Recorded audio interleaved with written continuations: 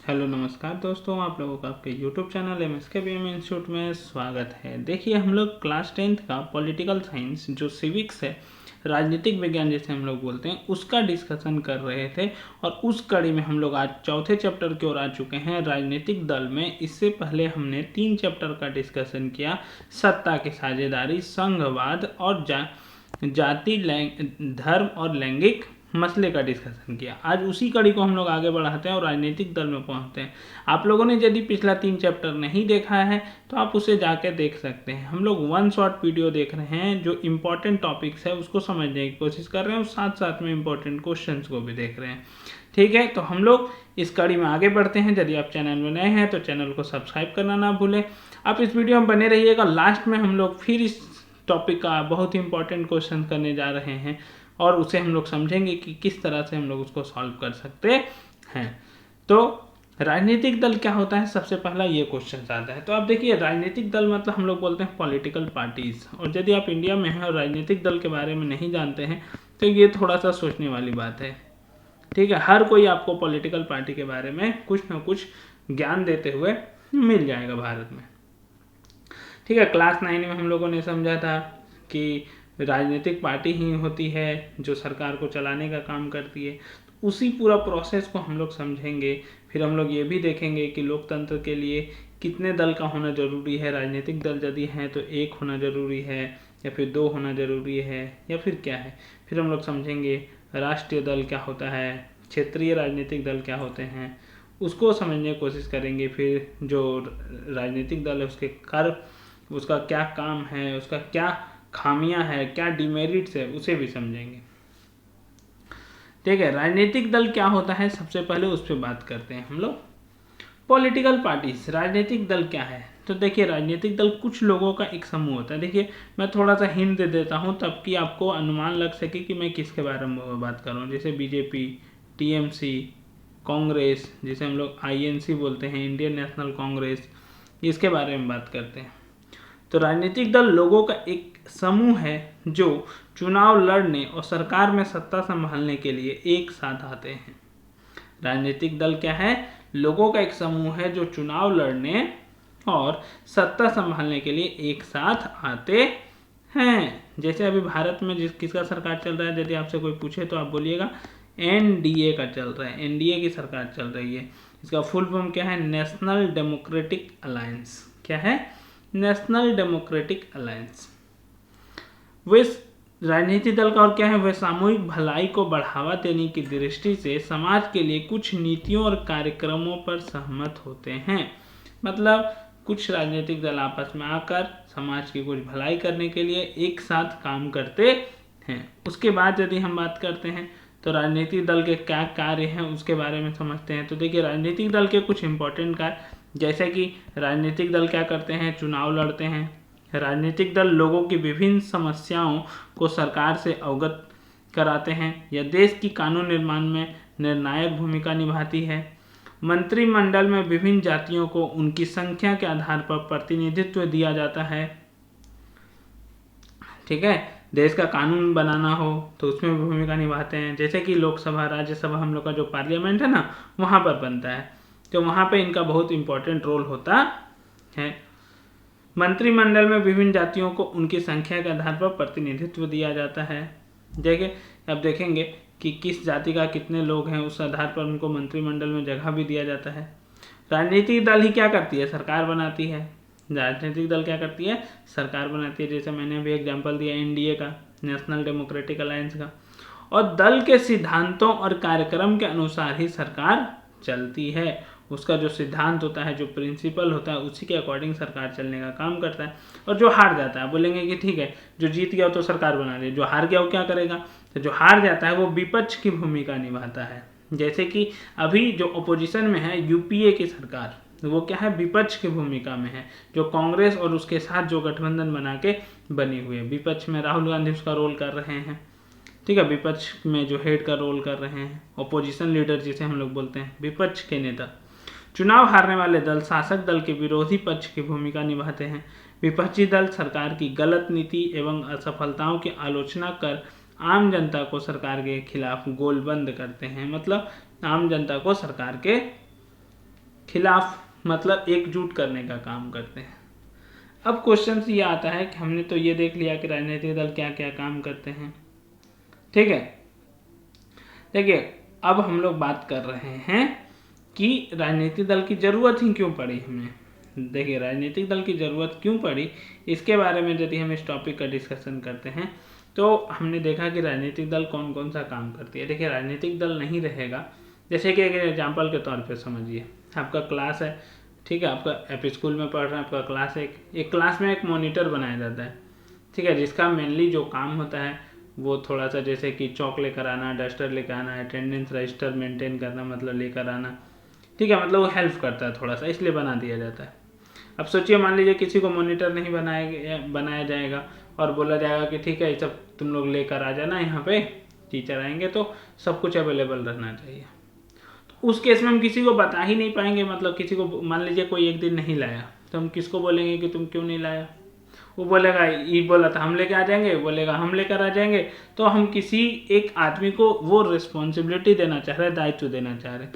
तो सोचिए कि राजनीतिक दल यदि नहीं रहेगा तो वो जो रिस्पॉन्सिबिलिटी है, वो जो मतलब अपने ऊपर रिस्पॉन्सिबल लेना है कि कौन उत्तरदायी होगा, उसके बारे में हम नहीं बात कर पाएंगे।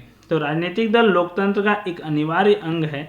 अगर दल ना हो तो सारे उम्मीदवार स्वतंत्र या निर्दलीय होंगे, ठीक है। दल के बिना निर्दलीय सरकार नीतिगत या वृहद स्तर पर बदलाव की स्थिति में नहीं होगी और निर्वाचित प्रतिनिधि सिर्फ अपने निर्वाचन क्षेत्र में ही ध्यान देंगे। ये इंपॉर्टेंट बात है, देखिएगा, सिर्फ अपने निर्वाचन क्षेत्र में ध्यान देंगे, देश के लिए कोई बात नहीं करना चाहेगा। राजनीतिक दल नहीं होगी तो देश कैसे चले, इसके लिए कोई उत्तरदायी नहीं होगा। जैसे मैंने अभी समझाया, सब बोलेगा हम उत्तरदायी है ही नहीं, हम तो कुछ किए ही नहीं है, तो सेम उस तरह का कंडीशन क्रिएट हो जाएगा। अब बात करते हैं कि कितने राजनीतिक दल होना चाहिए। तो देखिए इस क्वेश्चन का बहुत ही एक इम्पॉर्टेंट मतलब हम यदि बात करते हैं, कोई सटीक आंसर तो नहीं है। कहीं पर एक दलीय सरकार होती है, एक दल होती है, कहीं द्विदलीय होती है। जैसे आप चीन को देख लीजिए, चीन में आपको एक दल की सरकार देखने को मिलेगी। फिर अमेरिका में देख लीजिए तो अमेरिका में आपको दो दल की सरकार देखने को मिलेगी, ठीक है। लेकिन भारत में बहुत ज़्यादा दल की सरकार देखने को मिलती है। अब बहुदलीय जिसे हम लोग बोलते हैं, तो अब हम कौन ये नहीं बोल सकते कौन अच्छा है कौन खराब है। वहाँ पे देखना पड़ेगा कि उस देश का निर्माण किन परिस्थितियों में हुआ है और किस तरह से वो देश बना है, उस सिचुएशंस को हम लोग को ध्यान में रखना है। तो कितने राजनीतिक दल होंगे ध्यान रखिएगा, इसी तरह एक एक करके पॉइंट वाइज करके आपको लिखना है एग्जाम में, ताकि आपको आसानी से मार्क्स मिलेगा, किसी तरह कोई प्रॉब्लम ना हो। लोकतंत्र में कोई भी समूह राजनीतिक दल बना सकता है। भारत में चुनाव आयोग में नाम पंजीकृत कराने वाले दलों की संख्या 750 से अधिक है। लेकिन यहाँ देखिए लोकतंत्र में कोई भी समूह राजनीतिक दल क्या कर सकता है, बना सकता है, ठीक है, कोई भी समूह बना सकता है। अब आगे यहाँ पे ध्यान दीजिएगा कि जो पंजीकृत कराया गया है दलों की संख्या वो कितनी है, 750 से अधिक है। लेकिन चुनाव जीतने और सरकार बनाने की होड़ में आमतौर पर कुछ एक पार्टियां ही सक्रिय होती है। देखिए चुनाव जीतना हो, सरकार बनाना हो, उसमें सब पार्टी भाग नहीं ले पाता है। जैसे कि आपसे कोई पूछेगा 750 पार्टी का नाम याद है, तब गिन चुन के टोटल 10 गो पार्टी का नाम गिन पाएंगे, ठीक है, बहुत ज़्यादा तो आप 20 गिन पाएंगे, उससे ज़्यादा आपको भी याद नहीं रहने वाला है। तो सोचिए कितनी सारी पार्टियां हैं, कितनी लोकल पार्टियां होंगी, कितने क्षेत्रीय लेवल की पार्टियां होंगी, कितने राज्य स्तर की पार्टियां होंगी और कितने पूरे देश के लिए मतलब राष्ट्र लेवल पर कुछ पार्टियां होंगी। कई देशों में सिर्फ एक ही दल को सरकार बनाने और चलाने की अनुमति है। इस कारण इन्हें एक दलीय शासन व्यवस्था कहा जाता है। सोचिए जहाँ पर एक तरह की सरकार चलेगी उसे एक दलीय कहा जाता है। जिसका एग्जाम्पल अभी मैंने कहा था चीन, जहाँ सिर्फ कम्युनिस्ट पार्टी को शासन करने की अनुमति है। अमेरिका और ब्रिटेन में दो दलीय व्यवस्था है। तो आपसे पूछेगा कहाँ पर दो दलीय शासन व्यवस्था है, तो आप बोल सकते हैं जहाँ पे दो दल है, जैसे अमेरिका और ब्रिटेन, यूएसए और UK, USA and UK, United kingdom, United states of America. Bharat में बहुदलीय व्यवस्था है। इस व्यवस्था में कई दल गठबंधन बनाकर या अकेले एक दल भी सरकार का गठन कर सकता है। तो गठबंधन बनाकर, जैसे कि अभी जो है गठबंधन की सरकार चल रही है, एनडीए, नहीं तो कोई अकेले दम पर भी सरकार का गठन कर सकता है। जब किसी बहुदलीय व्यवस्था में अनेक पार्टियां चुनाव लड़ने और सत्ता में आने के लिए आपस में हाथ मिला लेती है तो इसे गठबंधन या मोर्चा कहा जाता है। आपस में आकर मिल जाती है। जैसे एनडीए में आप देखेंगे तो इम्पोर्टेंट मैं बता रहा हूँ जिसका रोल है, बीजेपी है, टीडीपी है, जेडीयू है, ठीक है, हम है, हिंदुस्तान अवाम मोर्चा, ठीक है, फिर लोजपा है, एलजेपी, ये सब पार्टियां गठबंधन करके एनडीए में है। तो ये सबको एक साथ हम लोग क्या बोलते हैं, गठबंधन या फिर मोर्चा। आगे बढ़ते हैं तो आगे आप यहाँ पे देख सकते हैं कि क्वेश्चन ये उठता है कि राष्ट्रीय दल किसे कहते हैं। यहाँ पे ध्यान दीजिएगा, ये क्वेश्चन पूछा जाता है कि राष्ट्रीय दल हम लोग किसे बोलते हैं। ठीक है, तो राष्ट्रीय दल हम लोग उसे बोलेंगे जो सबसे पहला, जब कोई पार्टी राज्य विधानसभा के चुनाव में पड़े कुल मतों का 6% या उससे अधिक मतों को हासिल करती है, 6% या उससे अधिक मत यदि हासिल हो जाता है और कम से कम 2 सीटों पर जीत दर्ज करती है तो उसे अपनी राज्य के राजनीतिक दल के रूप में मान्यता मिल जाती है। इसको राजनीतिक दल के रूप में मान्यता मिल जाएगा, राज्य का राजनीतिक दल के। लेकिन यहाँ पे ध्यान देना है, ये क्षेत्रीय पार्टी हो गया। ध्यान दें, अगर कोई दल लोकसभा चुनाव में पड़े कुल वोट का, देखिए लोकसभा चुनाव में जितना वोट पड़ा उस कुल वोट का, ठीक है, अथवा 4 राज्यों के विधानसभा चुनाव में पड़े कुल वोटों का 6% हासिल करती है। कितना प्रतिशत हासिल करना है, 6% vote.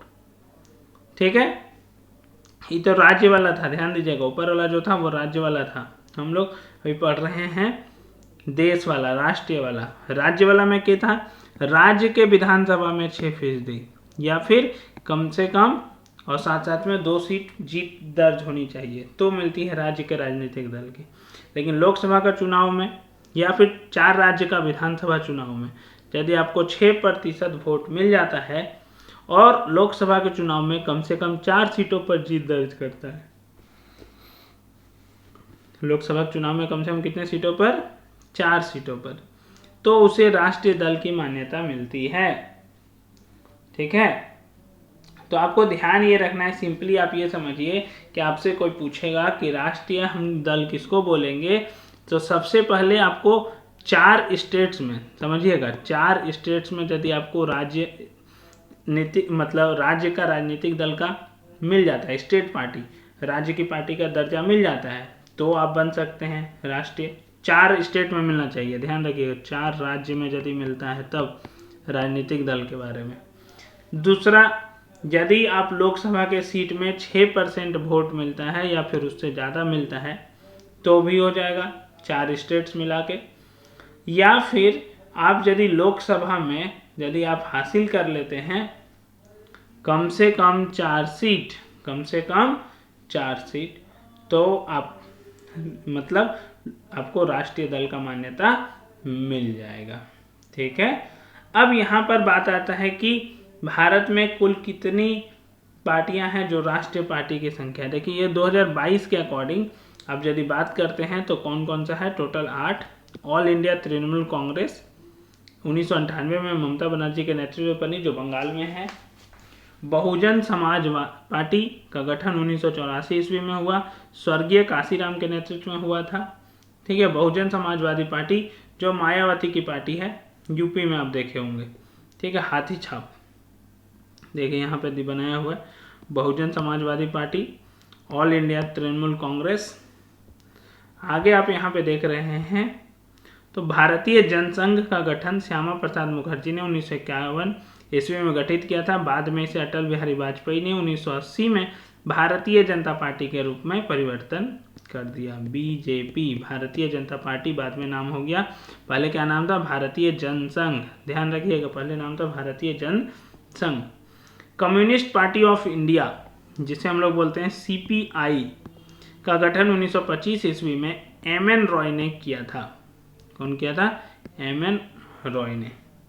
Communist party of India Marxist, CPIM, ये था सीपीआई, ध्यान दीजिएगा, ये है सीपीआईएम। पार्टी का गठन श्रीपद अमृत डांगे ने 1964 ईस्वी में किया था। अमृत डांगे ने। भारत में सबसे पुरानी पार्टी कांग्रेस पार्टी है, जिसकी स्थापना 1885 ईस्वी में एओ ह्यूम्स के प्रयासों से हुई थी। किसके प्रयासों से हुई थी? एओ ह्यूम्स के। नेशनलिस्ट कांग्रेस पार्टी एनसीपी का गठन कांग्रेस पार्टी से ही अलग होकर 1999 को शरद पवार, पीएस संगमा और तारिक अनवर ने किया था। नेशनल पीपल्स पार्टी का गठन 2013 ईस्वी में पीएस संगमा ने किया। कौन किया? पीएस संगमा। तो ये टोटल भारत के 8 राष्ट्रीय दल दिए गए हैं 1922 के अकॉर्डिंग। इन यदि आप अभी के अकॉर्डिंगली देखेंगे तो मैं अभी के अकॉर्डिंगली बता देता हूँ। 2024 के अकॉर्डिंगली आपके पास कौन कौन से पार्टी जो हैं वो राष्ट्रीय दल में आते हैं। पहला है आम आदमी पार्टी, आप, जो दिल्ली में है। दूसरा है बहुजन समाजवादी पार्टी, बीएसपी, ध्यान रखिएगा, BSP. All India Trinamool Congress जो यहाँ पे दिया गया था, उनसे जो राष्ट्र पार्टी का जो दर्जा है वो छीना जा चुका है, वो राष्ट्र पार्टी के दर्जे में नहीं आ रही है। ठीक है, लेकिन आप इस बार फिर से देख सकते हैं 2024 अभी जो इलेक्शंस हुआ था, बीच में क्या हुआ था, अभी इसको अपडेट नहीं किया गया है। ठीक है, अपडेट नहीं किया गया, आपको इसमें सम्मिलित किया गया था। आप इस बार का इलेक्शन देख सकते हैं जिसमें AITC all India Trinamool Congress को सीट मिल चुका है, तो फिर से ये बन जाएगी क्या? राष्ट्रीय पार्टी। ठीक है, आपने समझा? तो अभी के अकॉर्डिंगली यदि आप देखेंगे तो आप पाएंगे आपका दिखेगा आपको, ठीक है, आम आदमी पार्टी, बीएसपी का दिखेगा, भारतीय जनता पार्टी का दिखेगा, आपको CPIM का दिखेगा, ध्यान दीजिएगा, फिर आपको इंडियन नेशनल कांग्रेस का दिखने को मिलेगा, फिर आपको नेशनल पीपल्स पार्टी का देखने को मिलेगा, NPP। टोटल ये 6 देखने को मिलेंगे। AITC को हटा दिया गया था लेकिन फिर से सम्मिलित हो जाएगी, क्योंकि इस बार का जो चुनाव हुआ है उसमें उनको अच्छा खासा सीट मिला है। ठीक है, तो ध्यान रखिएगा, आपको सिर्फ ये पता रखना है कि राष्ट्रीय दल कैसे बनता है, राष्ट्रीय दल कैसे बनता है उसको समझने की सिर्फ कोशिश करेंगे हम लोग। अब क्वेश्चन है कि राष्ट्रीय दल तो बन गया और हम लोग ने राजनीतिक दल जो राज्य का था वो भी हमने समझ लिया। अब क्वेश्चन ये आता है कि राजनीतिक दल के लिए क्या क्या चुनौतियां हैं। देखिए, राजनीतिक दल के लिए सबसे पहले क्या क्या चुनौतियां उसको समझते हैं। मतलब राजनीतिक दल तो बन गया लेकिन उसके लिए क्या क्या चुनौती देखने को मिल रहा है। पहली चुनौती है पार्टी के भीतर आंतरिक तालमेल अथवा पारदर्शिता का ना होना। देखिए, कभी कभी ऐसा होता है कि पार्टी के भीतर ही मतलब सही से बात हो नहीं पा रहा है, तो आंतरिक तालमेल नहीं हो पा रहा है, तो पारदर्शिता देखने को नहीं मिलता है। मतलब क्या होने वाला है क्या नहीं होने वाला है, पार्टी के अंदर में ही बहुत सारे नेता को नहीं पता है। ठीक, तो पार्टी के अंदर लोकतंत्र लाना बहुत ही चुनौती है, पहला चुनौती।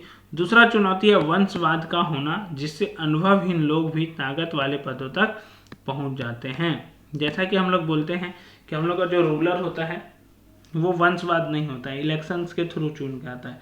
लेकिन यदि आप गौर करेंगे तो आप पाएंगे कि बहुत सारे जो राजनीतिक दल हैं उनके जो नेता हैं वो किसी ना किसी तरह से उनके परिवार से ही बिलोंग करते हैं, तो वंशवाद तो देखा जाता है। जैसे आप देख सकते हैं कांग्रेस में गांधी परिवार, आप यहाँ पे देख सकते हैं यदि आप बात करते हैं तो बिहार में जो आपका RJD है लालू यादव, तो उनका परिवार ही आपको इलेक्शंस में देखने को मिलेगा, चुनाव में बड़े बड़े पदों पर देखने को मिलेंगे। फिर आप देख सकते हैं जो सपा है समाजवादी पार्टी यूपी में, तो वहाँ पर भी आप देख सकते हैं कि मुलायम सिंह यादव के बाद अखिलेश यादव, मतलब उनका फैमिली का जो वर्चस्व है वो बहुत ज़्यादा है, तो ये देखने को मिल रहा है। पैसा और ताकत के बल पर आपराधिक तत्वों का दलों में घुसपैठ, ये आपको बहुत ज़्यादा देखने को मिलेगा।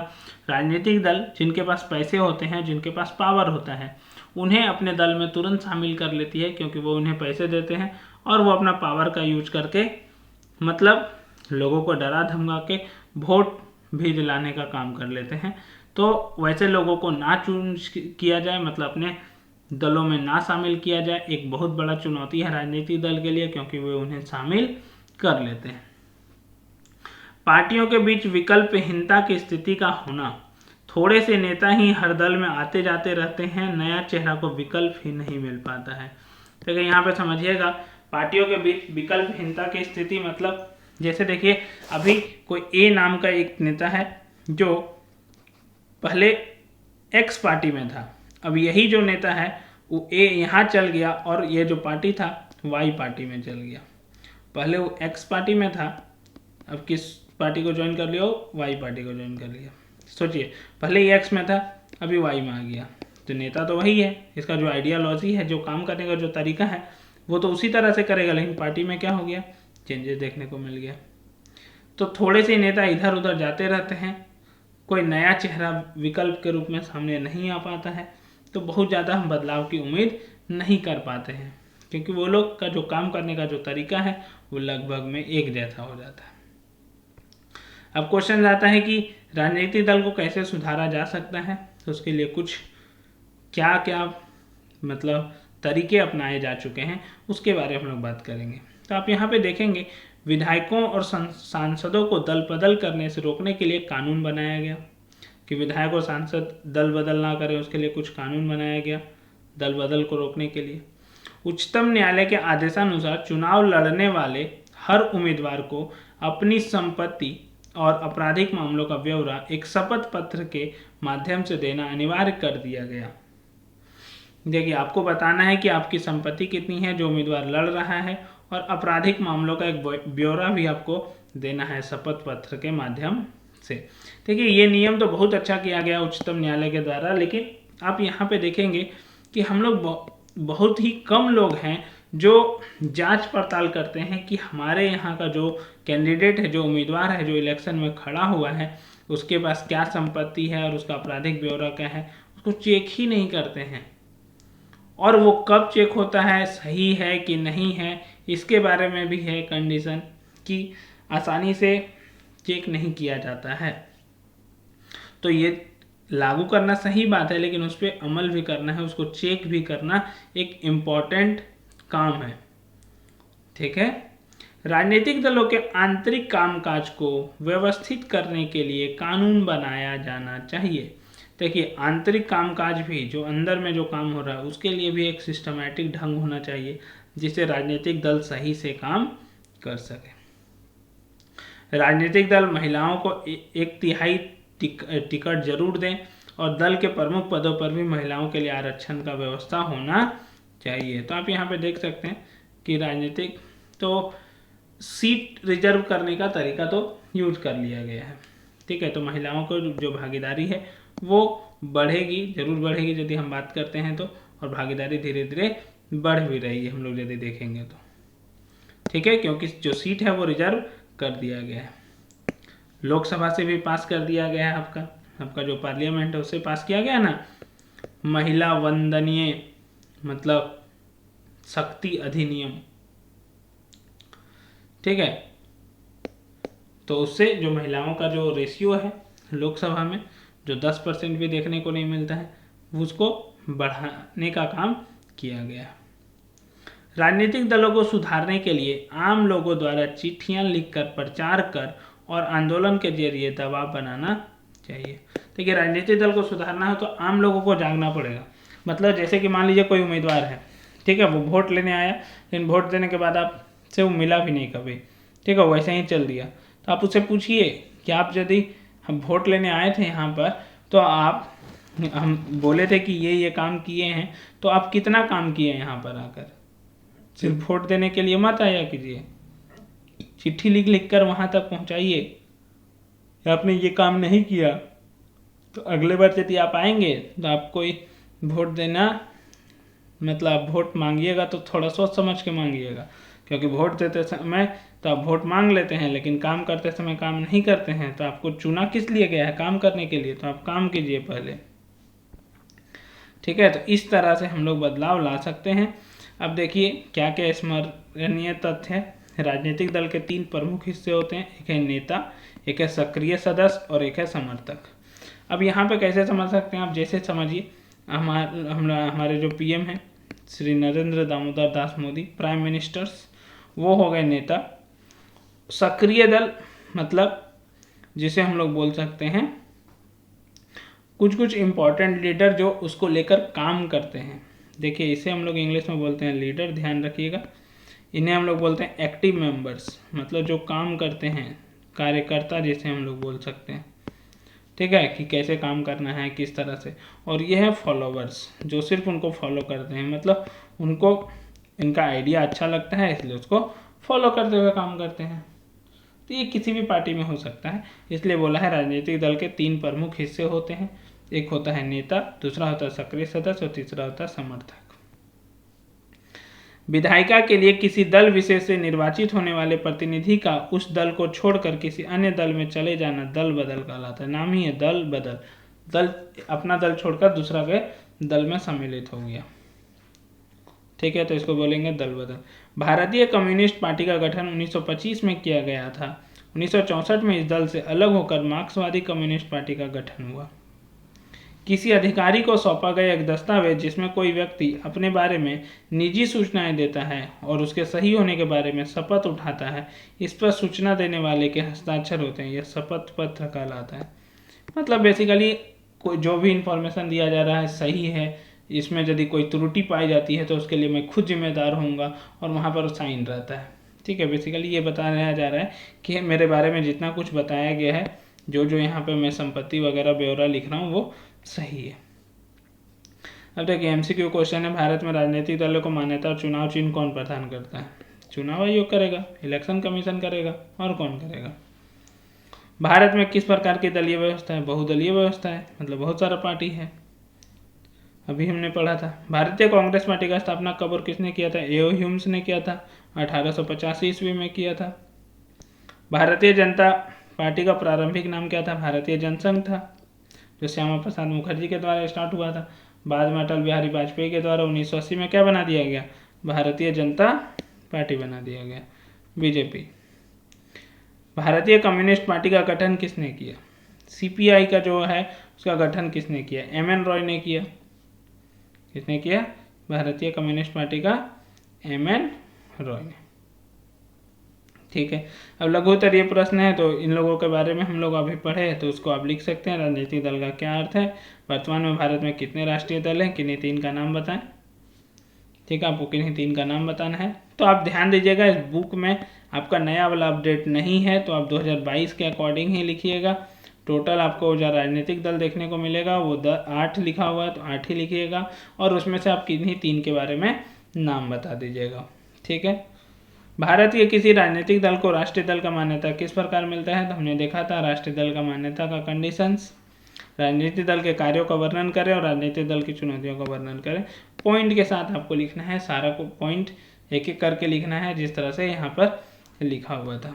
इस तरह से आपका ये जो चैप्टर है राजनीतिक दल वो भी खत्म हो गया। 4 चैप्टर हम लोगों ने डिस्कस कर लिया है अभी तक, और आपका पॉलिटिकल साइंस जो राजनीतिक विज्ञान है उसमें से सिर्फ 1 चैप्टर बचा हुआ है। तो आप ध्यान दीजिएगा, आपका और 1 चैप्टर जो है वो क्या है? लोकतंत्र के परिणाम। उसे पढ़ते ही हम लोगों का जो सिविक्स है, राजनीतिक विज्ञान है, वो पूरी तरह से क्या हो जाएगा? समाप्त हो जाएगा। तो आपको ये वीडियो कैसा लगा आप हमें कमेंट के माध्यम से बता सकते हैं। यदि आप चैनल में नए हैं तो चैनल को सब्सक्राइब करना ना भूलें। आपको इसी तरह के वीडियो मिलते रहेंगे इस चैनल पर। ठीक है, आप ज़्यादा से ज़्यादा अपने दोस्तों को भी इस वीडियो को शेयर करें ताकि उन्हें भी इसका लाभ मिल सके।